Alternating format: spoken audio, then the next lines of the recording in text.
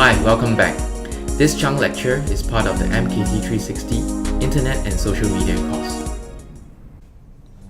In this video, we will be looking at the idea of digital involvement cycle and how that reflects the way consumers today search for and decide on their purchases. Marketing has always been using the marketing funnel approach to understand how consumers decide on their purchases. Like the 4 Ps, the marketing funnel approach has been a dominant model since marketing became an academic discipline. The original marketing funnel approach was developed and refined by St. Elmo Lewis back in the early 1900s.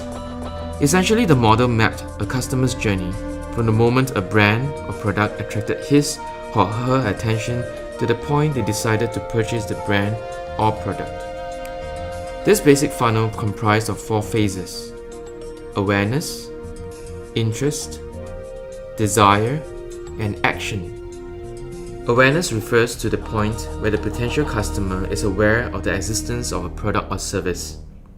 People can be made aware of your brand with or without the desire to purchase. Awareness can be based on a communications message, word of mouth, or independent discovery. Interest refers to the point when the potential customer actively expresses an interest in a product group. Potential customers has decided they want or need a product similar to yours.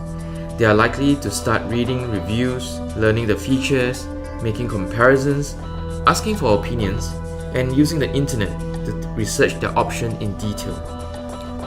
Next, we have desire.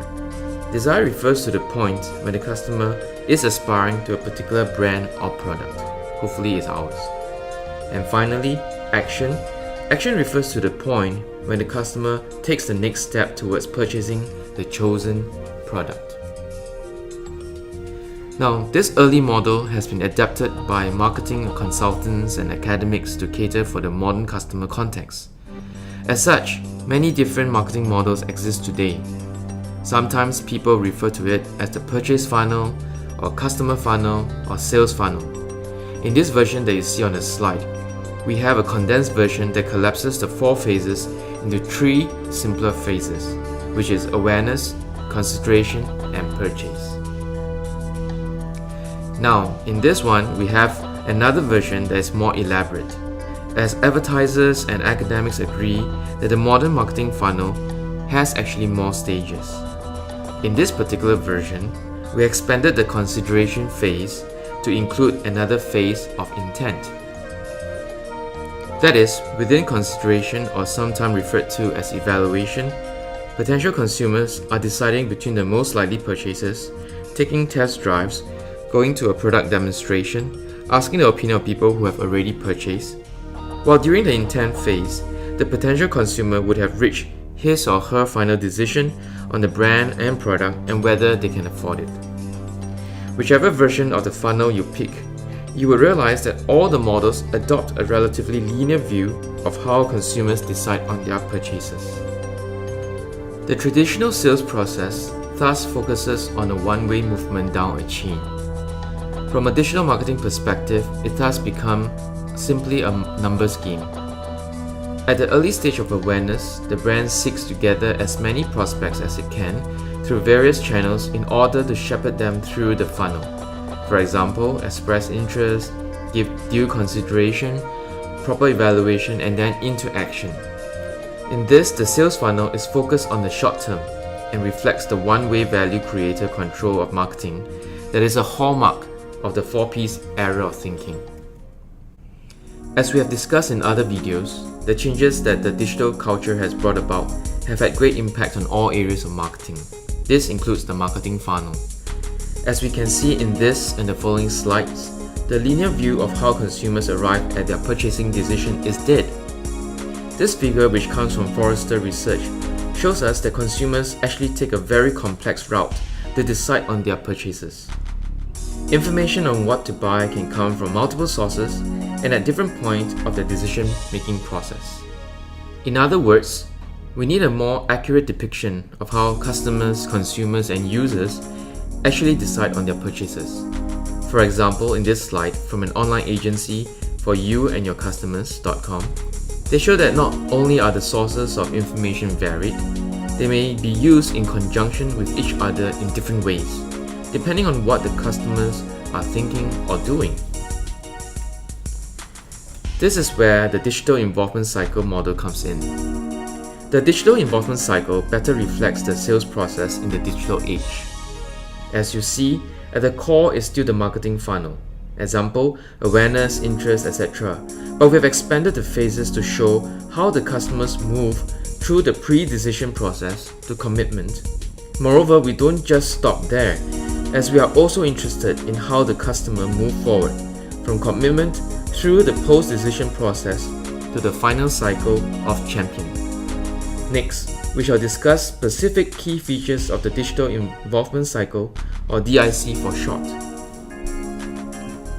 First, the key feature of the DIC, and also one of the key differences between the DIC and the traditional marketing funnel, is that unlike the traditional funnel, the DIC attempts to replicate the actual process of the digital consumer, which is non-linear but iterative.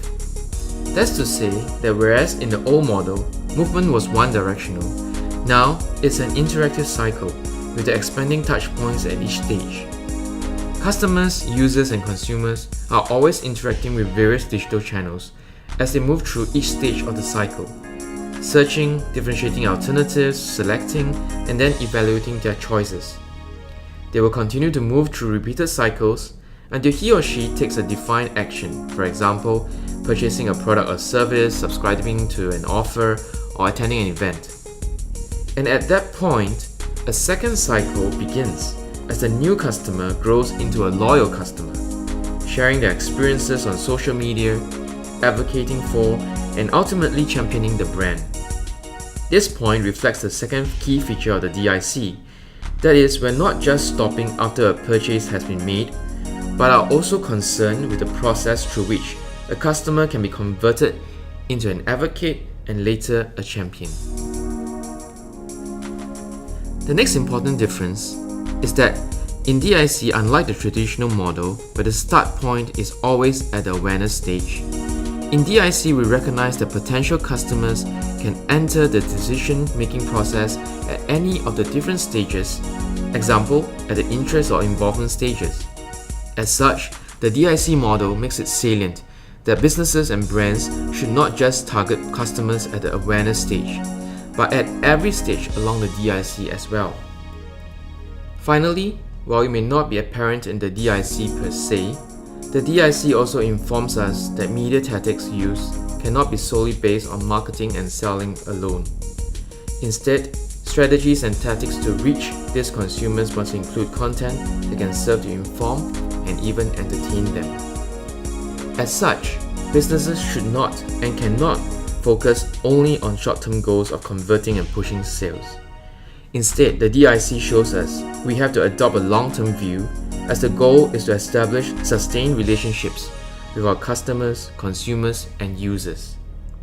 And in order to do that, it is important for businesses and brands to realize the need to be explicit about their values, as the engagements and interactions with our consumers and customers have to be value-driven as well. In conclusion, to sum up the digital involvement cycle, or DIC, remember the following takeaways. First, from the DIC we can see that linear is out. Businesses need to realize that digital consumers take on highly dynamic, complex, and recursive paths to decide on what they consume and purchase. Second, the DIC also shows us that consumers can and will choose where and how they interact. They are no longer constrained to mass media channels. Information is readily available anywhere and everywhere. Third, today's digital consumers can no longer be swayed by sales or marketing messages alone. They need to be informed and entertained. Finally, the DIC stages shows that it is not a short-term engagement. Businesses and brands need to be in this for the long haul, and that their interactions have to be meaningful for their stakeholders. As such, they have to be grounded on important brand and company values. We hope by now you would have a clearer idea of the DIC, and you will be able to understand how it relates to the traditional purchase funnel. With that, we thank you and goodbye.